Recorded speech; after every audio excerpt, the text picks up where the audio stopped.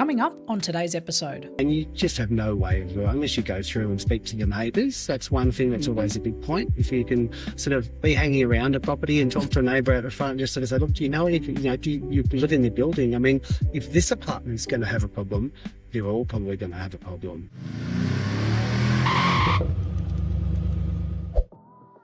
Dodgy advice and bad decisions can cost you big in real estate.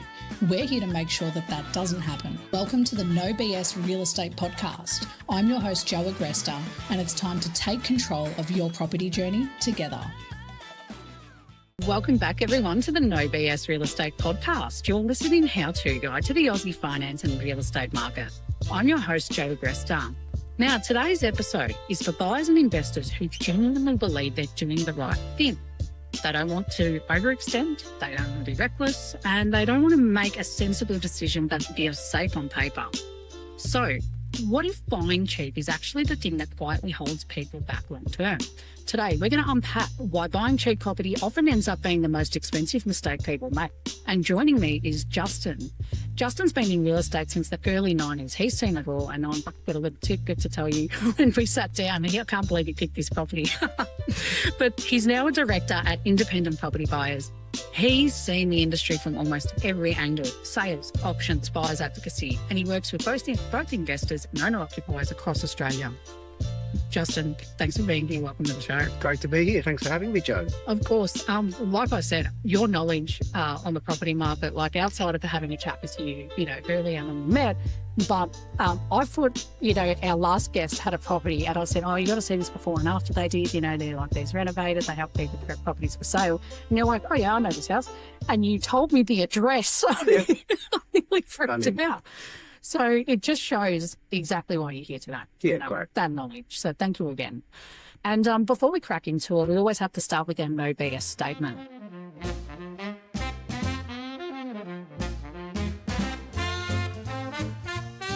Buying cheaper property is usually the smart, safe option. So by the end of the episode, we're going to decide if that's bullshit or not. So, Justin, like all good stories, we have to start at the beginning. You started real estate back in the early 90s, doing everything from like putting boards up, your door knocking, your letterbox stripes, and even running contracts in person instead of email. Before email. So take us back to that time and explain how those early years kind of shaped the way you see property today. And just talk to us about your experience. Okay. It probably not shaped the way I see property as such, but what gave you a bit of an ethic to working and developing business and all that sort of stuff.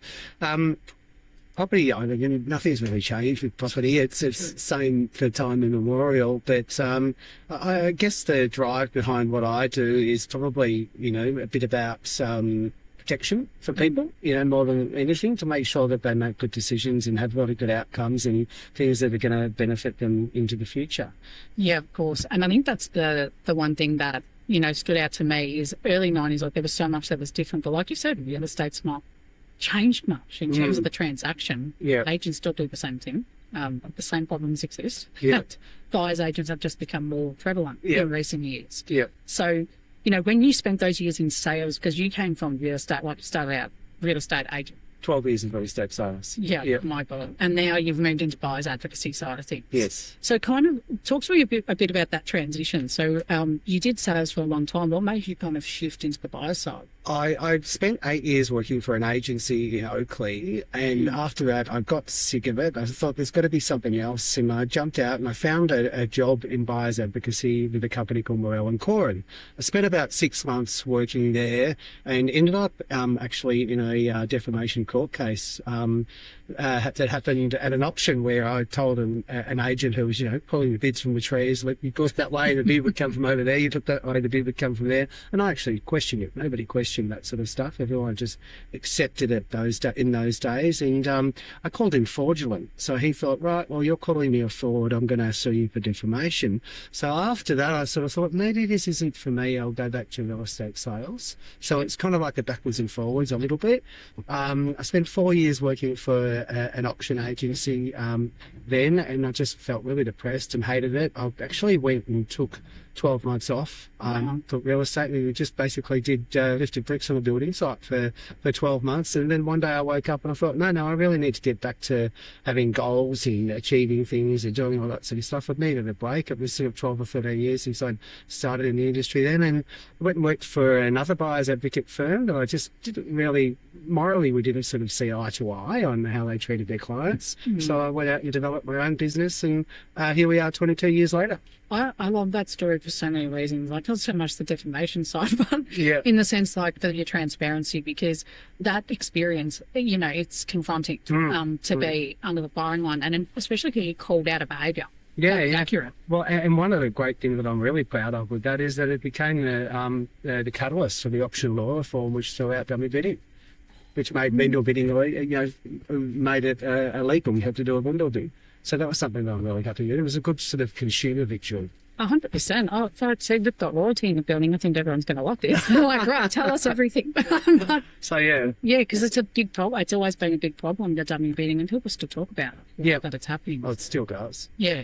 It happens everywhere. You can sense it, and you can feel it, and all that sort of stuff, but you just can't put it.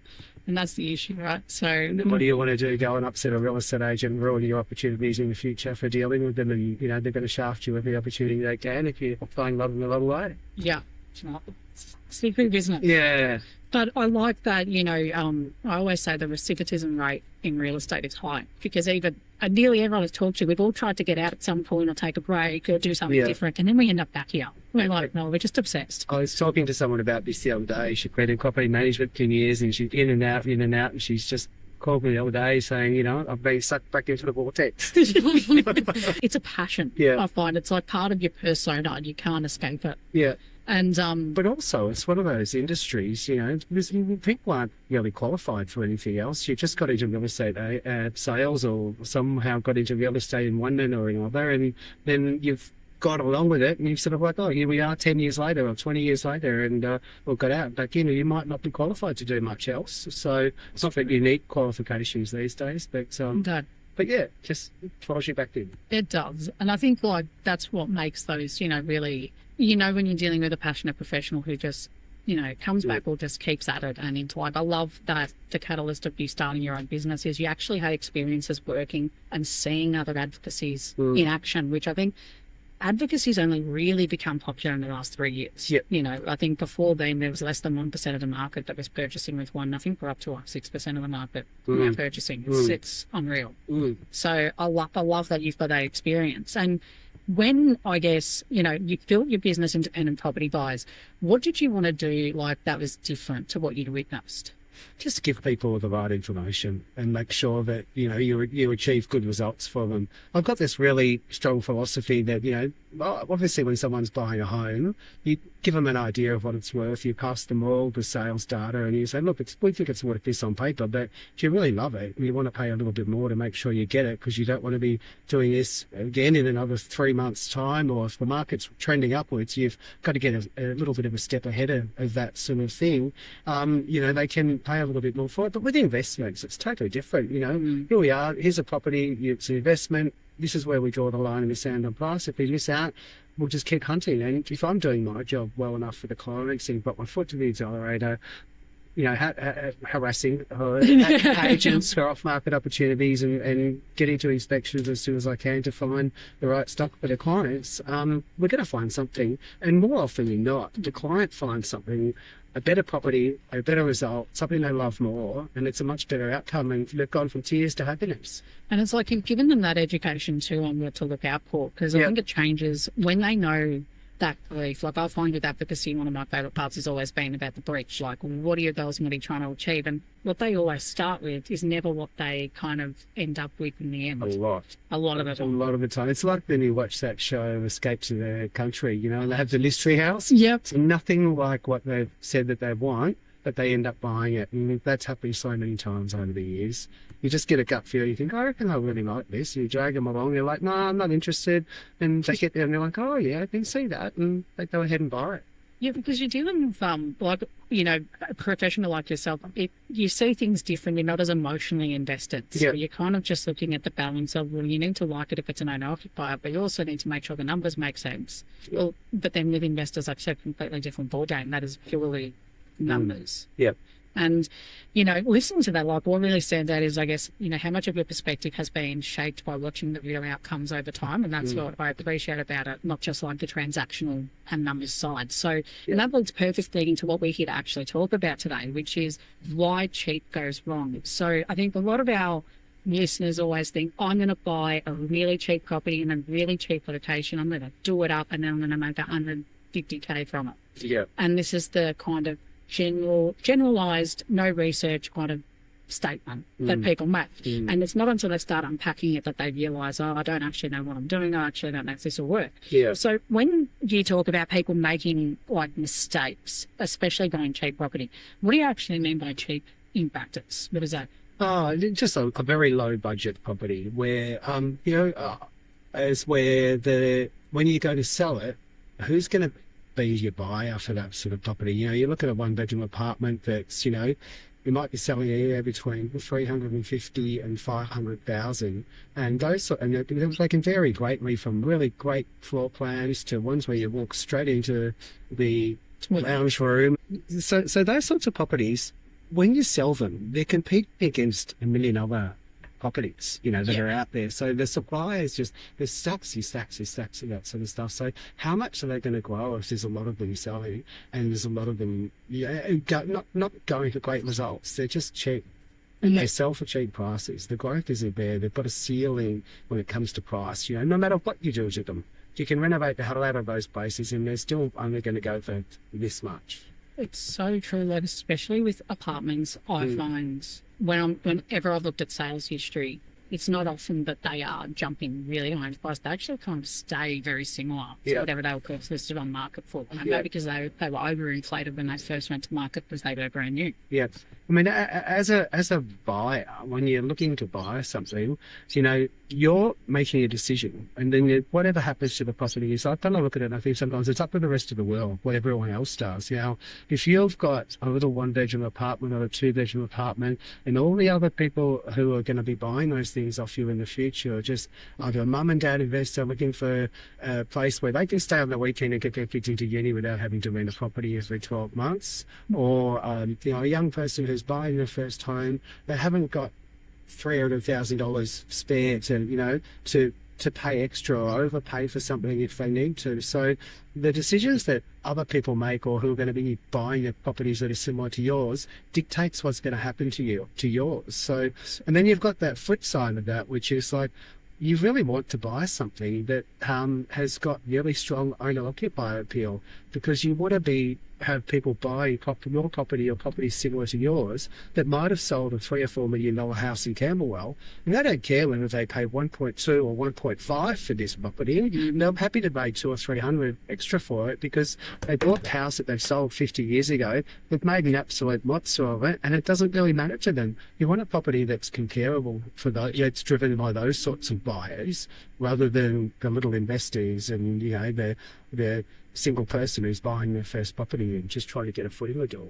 And it's like that casting that net, like the target audience. Yeah. It's such an important question that I think, when you're buying, you're not really thinking about when you're selling. Yeah. You're like, well, I'm just worried about buying it right now. Just getting in. But okay, but what are you selling and who are you selling it to? Yeah. And that's going to make or break maybe some of these decisions. Yeah, and what's going to happen in 10 years' time when you decide you want to sell this and you want to upgrade to that next sort of thing, the gap is going to be so big for that next stage, because one is growing and the other's not. And then the stuff. Yeah. It's like holding this property and you're like, I just want to get out. Yeah.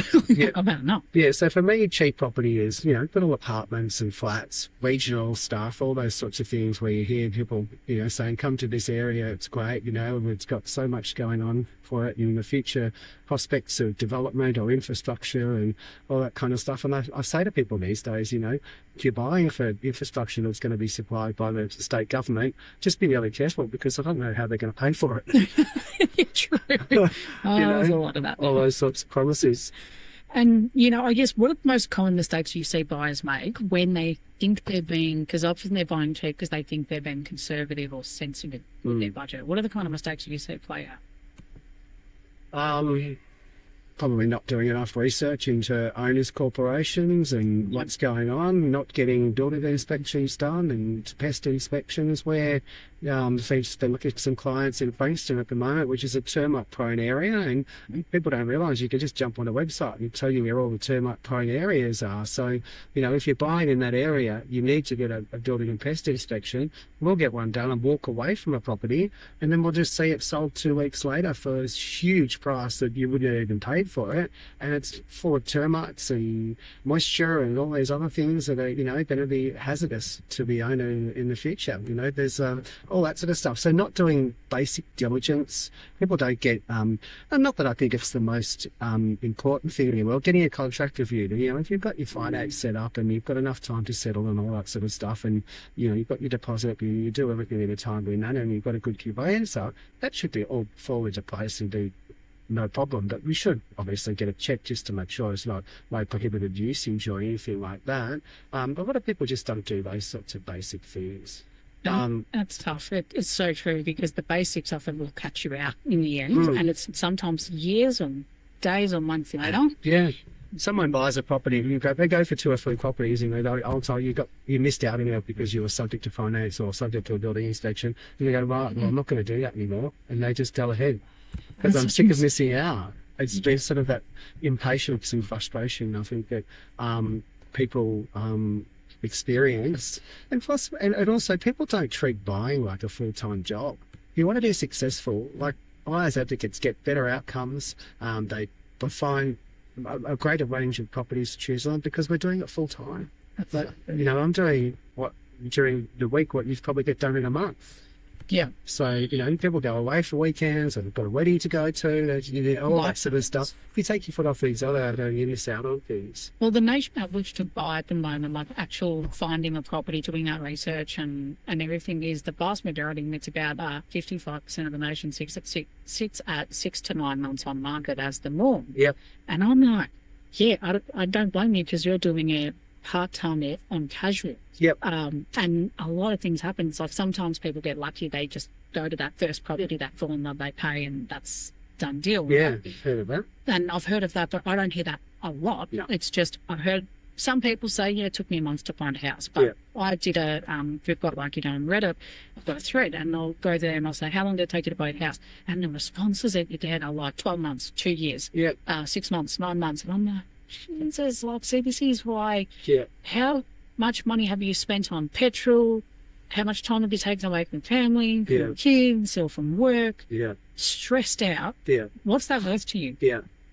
Put that into an advocate. There's typically your service, with an advocate, you're not on market for 6 months. No. It's different. And the biggest thing is it's an investment in your purchase. It's not really an expense when you think about it, particularly if the market's growing at, ridiculous amounts. Let's say $1,000 a week, and you're out there looking for 6 months, you easily absorb our fees into that.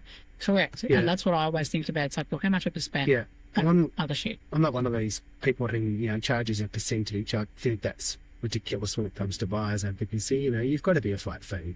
It's not the same fee for every person. It depends on travel and all those scarcity of a product that you're looking for and all those sorts of things. But we've got to deliver you a fixed fee service proposal, so you know what you're up for. And I mean that's the transparency that is different. Yes. With even real estate agents, as you know very well, we put a house on the market, we have a percentage, and depending on what it sells for, you would pay more. Yeah. I remember one advocate I worked for, it would always be, trump your client up. Make sure this is what gave the impetus to start my own Monday morning sales meeting. You should have told them it was worth more. The whole thing was keep the high sales out, put the low sales in the drawer, and just, trump them up as much as you can. The whole philosophy of me was like, I can do that on their own. You don't need me to. You don't need to pay me $10,000 or $15,000 to do that. No, definitely not. Just to be the last man standing at an auction. It's interesting. And I guess, where do people usually get their confidence from when they're buying cheap? Because I often hear, when I speak to certain people, I walked away with a deal on this house. It was cheap, got a bargain. And what are they not seeing at the time? Oh, the fact that it probably won't grow. Yeah. Because they're not being given anything objective. So when you go to a real estate salesperson and you're buying a property, you're getting told, you're given all the highlights. You hear all the positives, but you hear none of the negatives. You're not getting the team given anything objective to think about. Let's look at the owner's corporation costs. Has the roof been replaced? Have the windows been done? Does it need underpinning? Well, you have a look. Let's walk around and see all those cracks in the brickwork and stuff like that. There's problems here. They don't, people probably wouldn't even walk around the building or do visual inspections. They just, a lot of the time, just walk through the house. So they go down the sideways and all that sort of stuff. It's crazy. And I feel like a lot of people get embarrassed to do that. Yeah. When they go to an overclear inspection when there's parties there.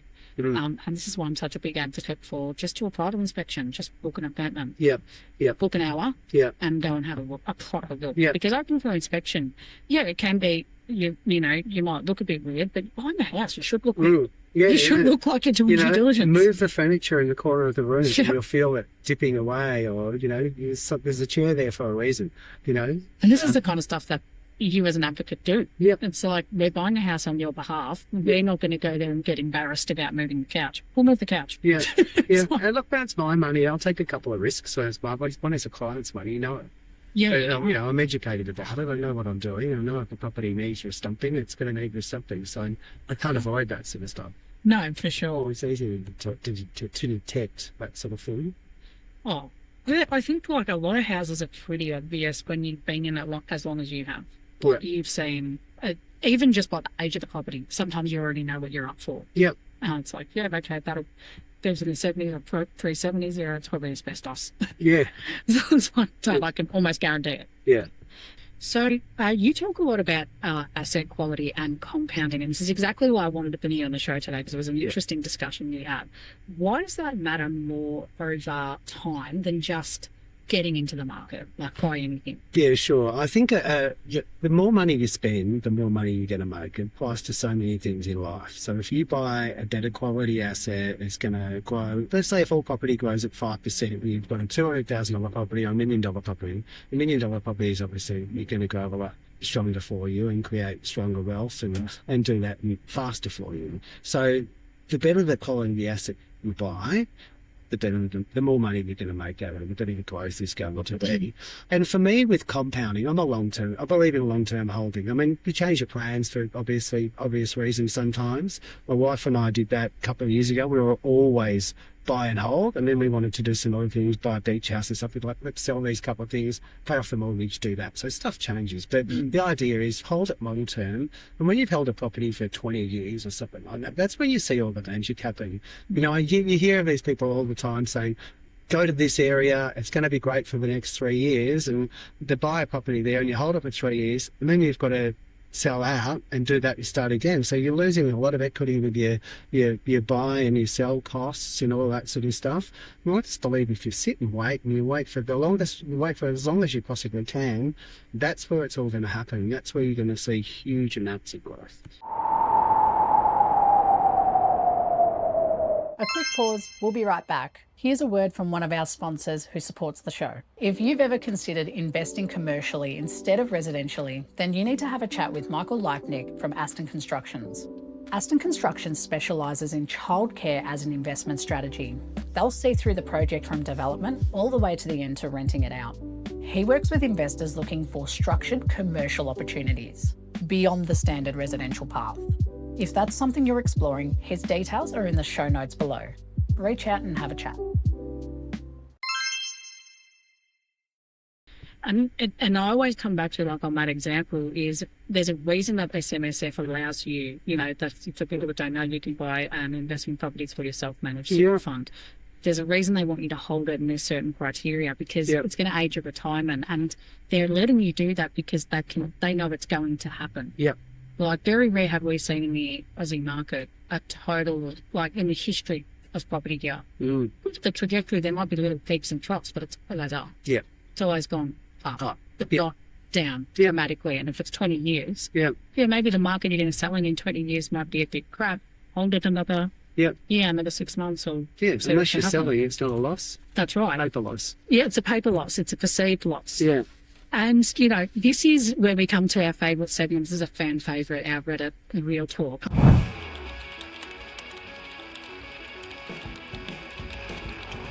use real examples and real people's stories. So a shout out to our listeners for always submitting these weekly. You guys are awesome. So these ones are directed at you, Justin. So we'll put you in the line of fire. Sure. You'll give it a crack? Yeah. All right. So this first Redditor writes, this is from the Oz Property Chat, by the way, and their title is Buying Renovated Brick Walk-Up Apartment Unit. Hi folks, I'm trying to buy a red brick walk-up apartment in Sydney and noticed some have been freshly renovated as they obviously have fixtures not available in the 70s and 80s, etc. And they put a link and you'll see the photos on screen. Is there any way to tell whether the owners have just done a rush or cheap job to get the most resale value? Would you avoid these and try buy an unrenovated one and do the work yourself instead? So they're kind of asking, what's that return, right? Yeah. So when someone brings up this scenario to you, what are you trying to protect them from that they don't know you realise yet? So, I mean, if you're buying an apartment in Sydney, you're always going to be fine. It's the one place where you would buy an apartment. Whether it's a renovated or unrenovated, whether it just comes down to your budget and comfort levels, and quite often, and they're always going to do everything they can to make a property stick to the stand when they sell it so they can get the best outcome.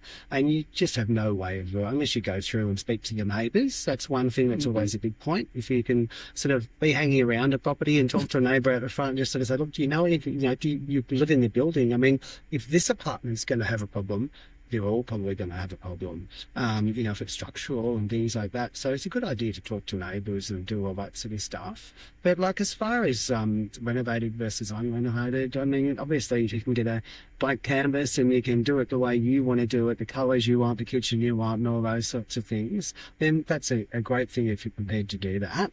But if it's there and it's nice and it's done and it's ready to go, well then it's often easier. It's not fun renovating an apartment when you're living in it.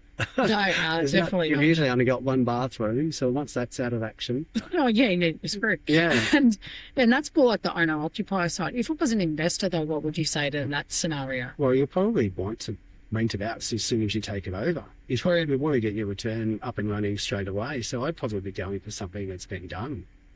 See, that's a good way of putting it too, because it's ready. And if they're ready, but if they're concerned about the quality of the build, is that just going to come back to a building pest? Yeah. Oh, well, the OC information. A lot of people go and get a building and pest actually done on an apartment, and I always think it's better to speak to the OC manager and just tell them, look, I'm an advocate, I'm representing a client, we're interested in what can you tell me that's not in the paperwork that I might be able to find out about the building. Some of them will talk to you, some of the bigger firms won't even pick up the phone for you or anything like that, but there's a lot of the smaller ones who are friendly and helpful and willing to talk to you because they know you could become a client, and they'll give you all the information that you need. And it's interesting that you bring up the OC and this scenario, Joel, because even my grandmother, she bought an apartment, and I remember reading through the contract. The contract was huge, and for those that ended up going OC, like we're talking about TV show, no, Friends Corp. Right, so apartments typically have it. So, never watched that. So, yeah. Obsessed. And yeah, 2000 was a good year. But I was going to say, my grandma's apartment was quite funny. When I looked at the OC and all the interesting information was in there, I'm like, okay, so it's at VCAT, you're charging funds to keep going there. They'd been at VCAT for like 6 years. Yeah, it was the balconies. Yeah. Which balconies always have this leaking issue and problem. Yeah. And I called the OC to get more information and say, like, where is it at? What are we up for? What's going on? What happened? Tight-lipped, would not speak to me. And I couldn't get that information out of them. And it took me having to be bigger about it. Well, the one thing I always do is if the OC won't speak to me or I can't get the answers, I'll email the agent and I'll tell them I need these questions answered. And obviously you don't want to turn up to an auction and then ask a question and, expect an you want to do it a week ahead of time. And then you email the agent, look, these are my queries about the property. Can you please ask the owners and can you please respond to me in writing so that you've got actual, I don't know what the law's like in Sydney for this person, but in Melbourne, it has to be, should be answered, and then you've got that to come back with if someone's told you a porky pie. So go to the agent, get him or her to speak to the owner, and get the responses in writing. That's right, and then anything that you can't find out yourself. And make sure that you put that in the contract before the auction day, like get those. conditions. them, because they want you to compete, so they're going to be flexible then. That's right. It's like They want you in the pool. it's like you'll compete with a good price, but you need these conditions. They'll likely take it. Yeah, or I need these questions answered, or exactly. Yeah. So spot on. And more often than not, it's not anything that's going to be detrimental to the owner. You just got to, it's what honest feedback. Well, that's the thing. It's like you want to know what you're buying, and part of like what your role is, or any buyer's advocate's role should be, is that protection. And so these are the things we think about and talk about, and have a relationship with the agents, to do these things quickly. Yeah. Like before we tell you to spend money on it, or go to an auction for it. Yeah. And, if this person went ahead and bought this, let's say they didn't do their checks and they're like, oh, no, but it looks good. Okay, cool. My mental decision is I'm buying it. When do you usually see the regret show up? Is that early on, or is it years later? How do you mean? So there's a big thing on buyer's remorse. 45% of Australians regret buying their home after they've purchased. Really? Yeah. Wow. Big thing, because they've overthought the process, or they don't feel like they paid enough, or they paid too much. Usually it's they paid too much, or they've paid for something with issues. So now they're having that regret of, oh, could I have avoided this? Now I'm paying all this money. Yeah. So in situations where people kind of don't look at the facts, data, or do like a proper due diligence check. So this person, let's say they don't do the building and pest, they don't talk to the OC, they're just purely looking at it from renovated, unrenovated. Yeah. I'm going to buy it anyway.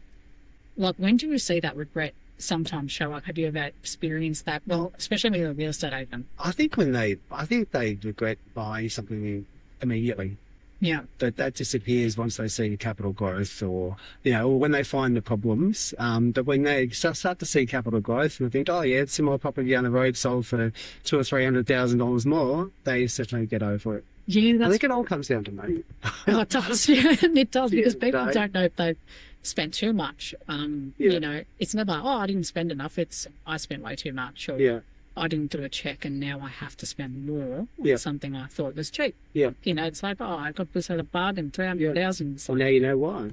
Correct. It's like, now I'm spending 150,000 to fix it. Yeah. But that's a good equation. If you thought you got it 300 under, and price is subjective, isn't it? Really, it's everyone's got a different opinion of what it should be, and what's good value for something and what's too high, and all what's that the sort of market stuff. It's the question. Exactly. And you know what? If you're there for 10 or 20 years, it's not going to matter.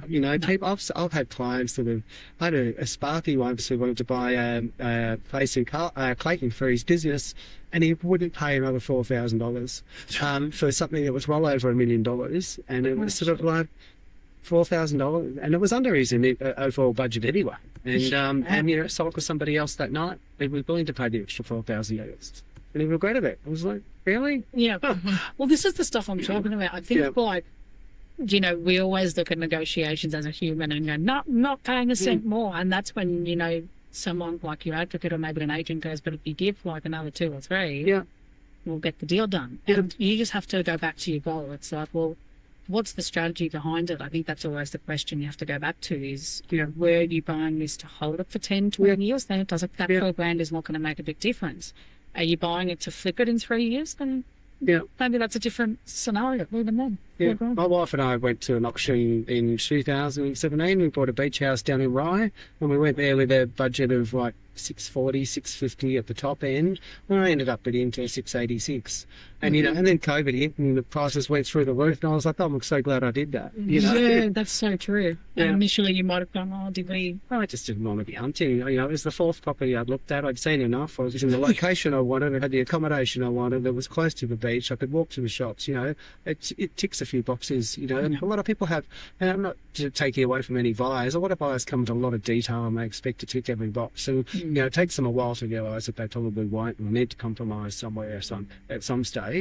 And you just, Don't take the good with the bad. It's like there's no perfect property. You don't need to see 300 properties to buy. A lot of the time you don't think that, I wish I bought that one I saw, your first couple of weeks. Yeah, it's like property number 2. But if you can imagine, you and I are probably immune to that sort of feeling, you want to buy. Well, yeah, because we also know we see what clients have gone through. Like oftentimes when buyers come to you, it's after they've been through a 6 or 9 month journey. Yep. And then they've done some investigating on who the hell can help me, and they've come on your doorstep, and then they go, how come, like, you found the right thing? Well, I've been on the market for ages. How did you find this? Yeah. Well, it's not always off market. That's sometimes, we've got those relationships. But oftentimes I find it's just the criteria that you came in with is actually not what you end up buying. Yeah. So as much as you get buyer's remorse, they get that buyer's regret as well. That's right. You know, and people say, oh, I missed out of this option. It was 600 and you've got 650. Yeah, I just didn't know what I should pay for it. Yeah, that's right. I should have gone a bit more.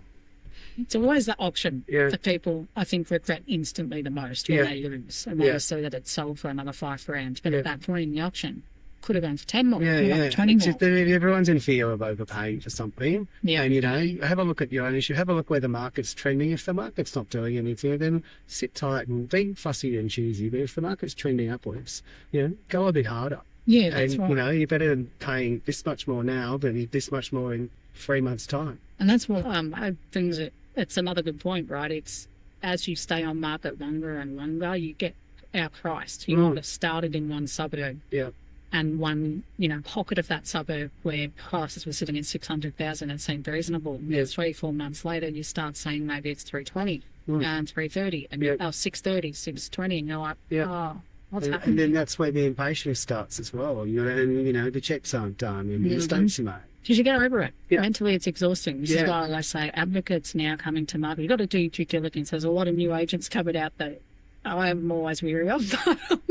This is why I have the show that I have. Back when I started in real estate, everyone was 50 or 60 years of age. Now it's 20. A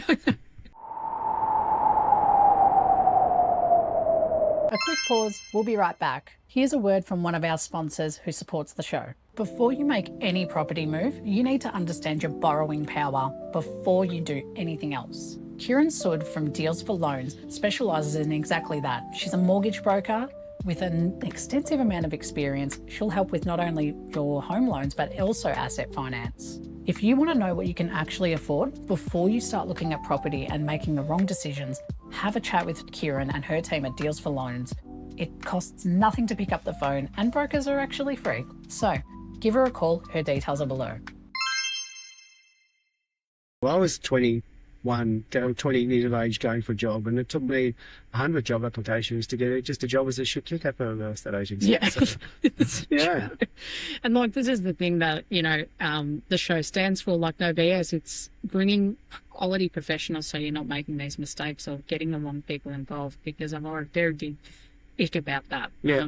Not to say that every new agent out there doesn't deserve a chance. They do, but to kind of do your due diligence, and sometimes if you've been on the market 6 to 9 months, you need to go to someone who's going to get the job done. Who's seen it all. Well, and you're Italian. Yes. Yeah. I remember this guy, Mark, he's a really lovely guy. He was going to engage us and never did, and he told me he bought something. And, but your parents are like, what do you need a buyer's advocate for? You can't go out and buy it yourself. What are you doing paying somebody else? And his dad was like that. It's so funny how the perception of the older people trying to influence the younger people that they should do. There's a different world now. It's you have no much idea. more competitive and faster and all that sort of stuff. You need to be right on it. Oh, you do. Like, you have no idea the arguing we went through when my grandma needed to sell her house. Mama needed to put the house on the market. Yeah. And it ended up me going, you know what? You guys all know bloody better. I'm not helping. Yeah. And they're like, no, we need help. And I'm like, no, you don't want. I said, you either do it my way or you don't do it. Yeah. I said, or you do it your way, but I am absolutely not helping. Yeah. Everything you want to do is incorrect. Yeah. Everything you've said from the word go, I disagree with. Yeah. So don't ask me. Yeah. And then they kind of went quiet, and I said, no, find your own agent. Yeah, go and do it. Yeah. Go get that cheap agent that doesn't work in the area. Yeah. That'll work out. Yeah. Anyway, we ended up doing it my way. Yeah. and just that guy, Mark, it was quite funny. I was living in St Kilda Road, this is years ago, and I was walking up to get a burger at, King's Cross, St Kilda Road, Chirac Road there, and I saw Mark. and I had a chat with him, and he'd had a couple of drinks, I had a couple of drinks, and he said, "Oh, look, to be honest with you, I never bought a property. I just bought it up. My dad didn't want to buy it. And you know what? Next week I called him, I signed him up, and 2 weeks later we bought a unit in Preston in 2 weeks. And this was 6 months later from start to finish. That's hilarious. Yeah. So our parents have influence, especially the old school generation. Yeah, absolutely. Oh, it's the embarrassment, the shame. They make you feel like you're being illegal. Yeah, it's not for dump. Yeah, it's like, that's not how we do it. Yeah. You don't pay anyone. You do it yourself. Turning in a grave. Yeah, you get all the guilt. Jesus Christ. And, I guess if this, with buyers like this, like over time, how does that compare to what actually happened? Like, and I think we've touched on this, but at the time they're trying to buy this property, it's cheap, it looks great, and then they don't know what their plan is in the future. Like you said, things change. You can't always plan for everything. If someone gets sick, you get a divorce, all that kind of stuff. How does it compare to what then actually happens in reality? It's like the reality not often is that you're keeping this house for a long time and it grows, right? Mm.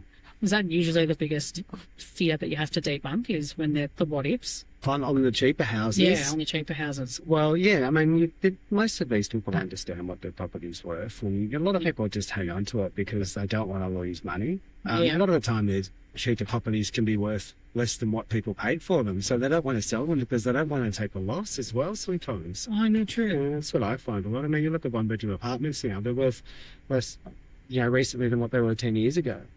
Yep, I totally agree. Yeah. What do buyers usually think will happen over time? Like when they're about to purchase, what are they thinking is going to happen? That's like, but, just sort of work I out. just think it's all going to be rosy and they're going to be making money all the time. And it's always a short time period, isn't it? Like back 3 years, they'll done it. Yeah, and it just depends, you could have some shonky advisor giving them information, forcing them to buy something that's, subpar. It's always the way. Yeah. But I mean, nobody buys a property thinking, this is going to be a shit investment. Well, let's buy it. Yeah, let's do it. Yeah, they all have, rose-coloured glasses on. But if you're in an area and you've done your research and you can see that the market's grown over time and it's actually it's moving, then jump in. Well, I think that's it. It's like the jump in mentality and knowing what you're going to do. Like, just hold it. If you're holding it, really the risk of having a lemon can be reduced unless it's got something really wrong. It's that fundamentally where you have to spend money to fix it before you can rent it out, or spend money to make it livable. Yeah. And that's just something you have to be aware of and budget for. Yeah. So this kind of perfectly takes us into property hot seat.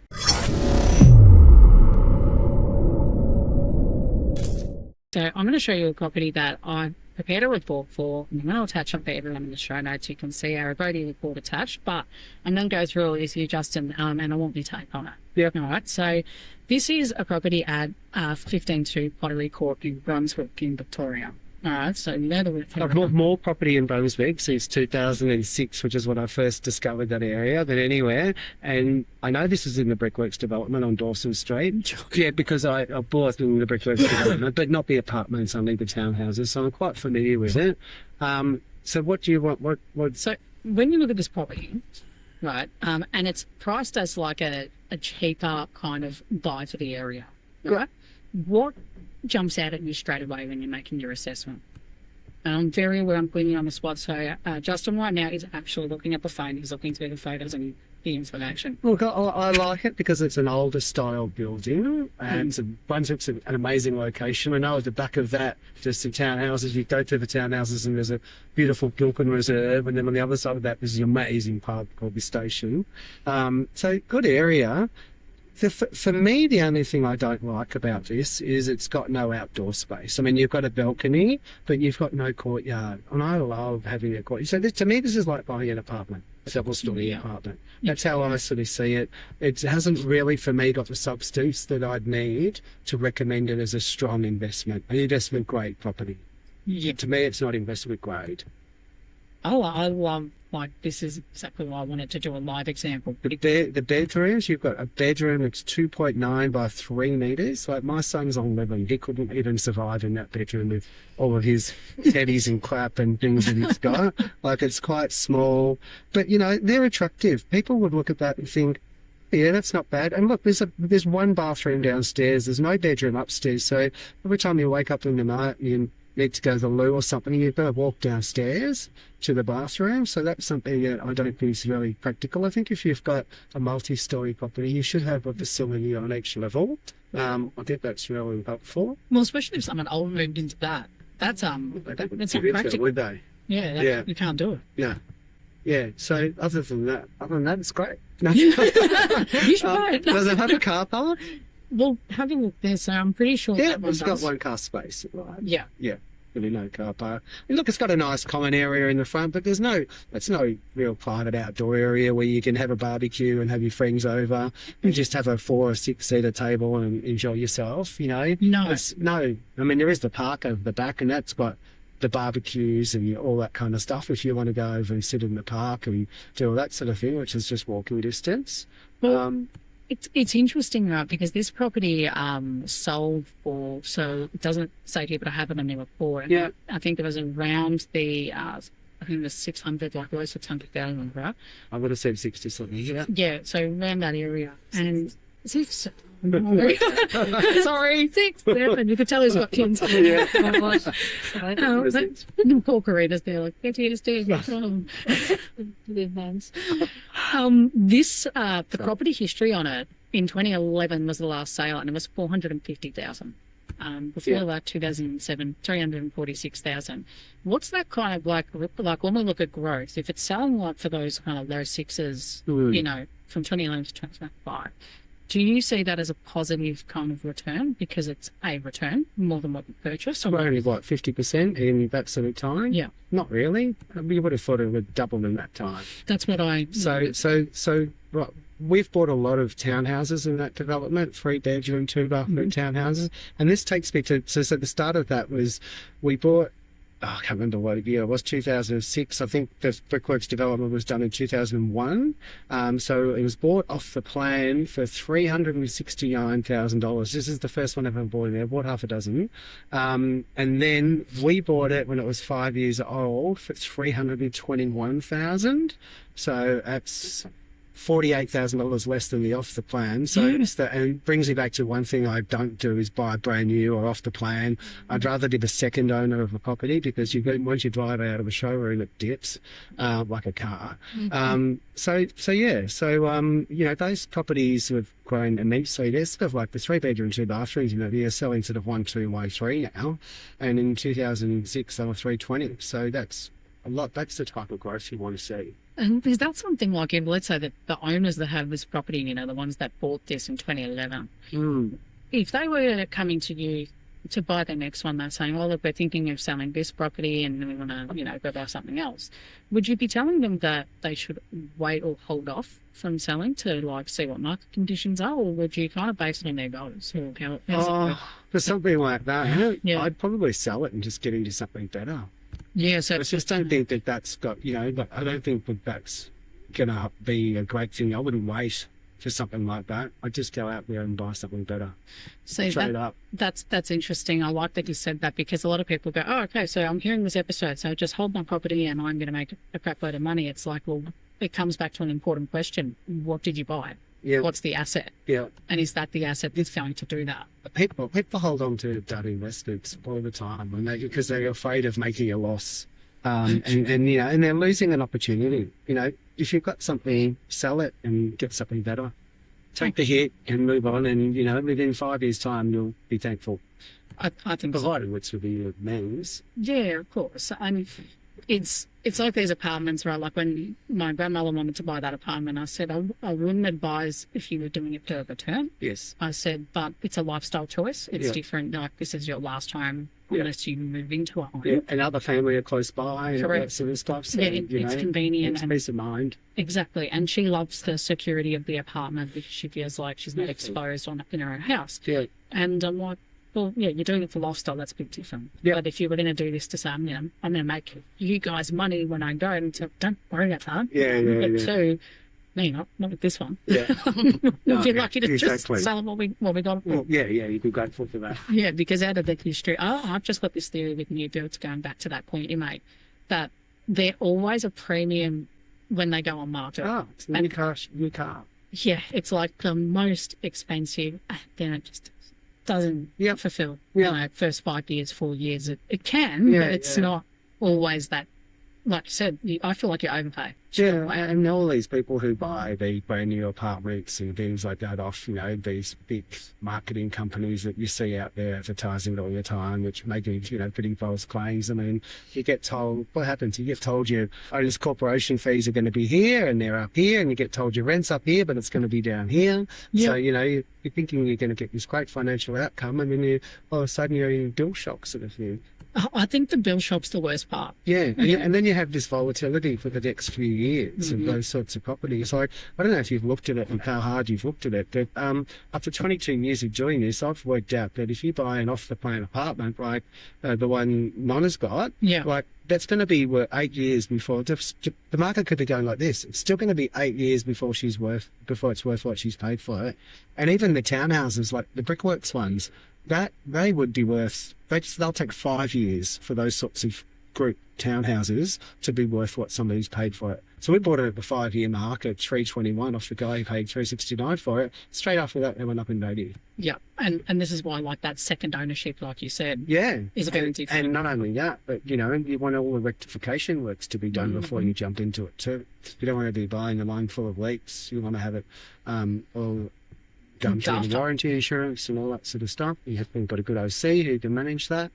Yeah, well, this is the thing, like, and even Nana's house, spot on, was 8 years, right? That's how long, like, when she had purchased, it was 8 years old. Yeah. And looking at the prices, $505,000 was the first owner. Yeah. She got the $505 8 years later. There you go. Probably making money.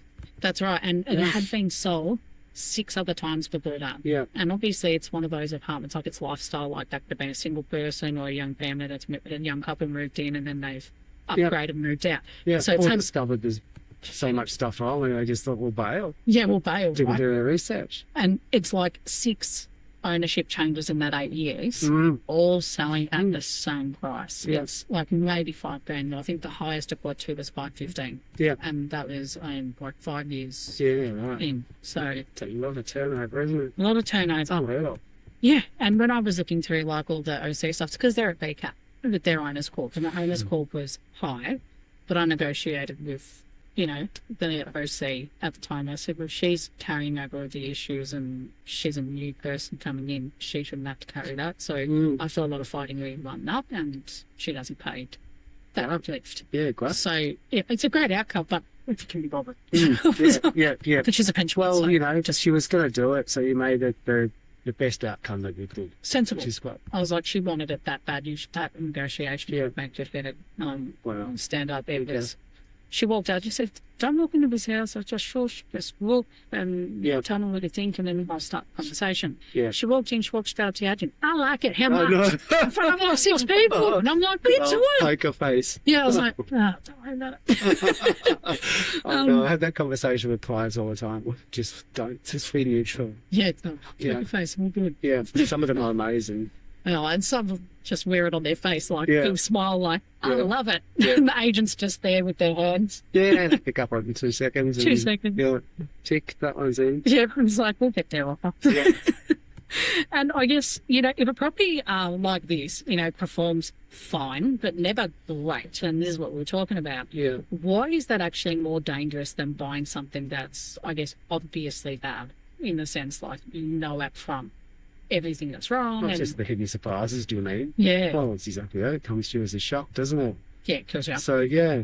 And I think those shocks is something, like I remember I had this client, she came to me after her last investment was tough. And she said, I made a big mistake. I went to auction. I didn't do a building test. I didn't get the contract reviewed. I just turned up, paid cash, all good. Had a massive storm and the cellar underneath had flooded through the storm, and then she went to insurance and insurance said, well, this is not to code, it's poor workmanship. We don't have a poor workmanship. That's not our problem. We're not going to do insurance claims for it. So she was out 150,000 in repairs within 6 months of buying it. Yeah. And she said that was the biggest mistake I made. I want to avoid it. What do I do? Yeah. I said, this is the stuff that I always bring up, because I'm like, you sometimes, so she felt like she got a bargain for that house at auction. She was like, no, it wasn't a good deal. Oh. I bought a property in Wellington Street in Sydney. What's it? Just Collingwood, pretty much. With some clients a few years ago, and I even emailed them this week just to say, hey, how'd you go? Because I had an underground laundry and storage running and stuff. We had a building inspection done. The guy who built the property was a builder himself, so he's obviously covered up something quite nicely. The building inspection didn't pick it up, but then they had some issues later on. So and they said, look, we could have gone there. It sounded like it was going to be a good case that we had, but she said, we just don't have the time and the patience for it, so we've fixed it ourselves. Yeah. And so unfortunately, a great house that make good money on it. At the same time, I'm sure they'll absorb that, but it's an unnecessary unpleasant thing. And it's always about that risk assessment at the start, I think. It's like, what's your risk appetite? Yeah. It's like, if this happened, can you survive it? I think if you've got anything underground, you've got to almost imagine that there's going to be some water problems somewhere. It just always seems to be the case. I don't think any of those things seem to be over 100%. Yeah, it's like, well, that's great, Nick. Yeah. It's always a risk. Yeah. And I think that's just part of that assessment. Yeah. So no, this has been awesome. We're coming to the end of our time. And Justin, I feel like I could talk to you forever. Likewise. So we can bring you back. We'll unpack more topics in the future, I'm sure. Okay. But let's bring it back to that statement at the start of the show, which is our no BS question. And it was, is buying cheaper property the smarter, safer option? Would you say that's bullshit or not bullshit? I don't think it's the smartest safe option. I think time and time again I've seen that people regret going low. Yeah, because then it always comes with burdens like and you know what? There was a client who came to us a few years ago with $450,000 to $500,000 to spend, and just said, they owned a house, got a couple of older kids, and they just said, we just want to stick our toe in the water for our first investment. I said to them, you're going to buy something that's not going to make you any money. In 5 or 10 years' time, you're going to put your head up, you're going to want to sell it, and you're going to be disappointed. Yeah. And, they took our advice. They went and spent more money, got a better outcome, and unfortunately, due to health reasons, last year they had to sell the property, but they still came out of it with despite all the ups and downs and COVID and all those things in the middle, they still come out with probably 150 net.